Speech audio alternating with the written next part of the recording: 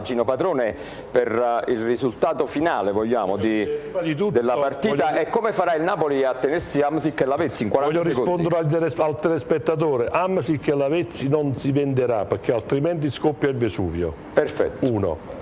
2. Per quanto riguarda il risultato, siamo al momento fatidico del risultato 1-1 o 2-1 per il Napoli, e sicuramente il primo gol lo farà Hamsik. 1-1 o 2-1 per il Napoli, e il primo gol lo farà Hamsik per il Napoli. Quindi potete andare a giocare 1-1 o 2-1? Per il Napoli.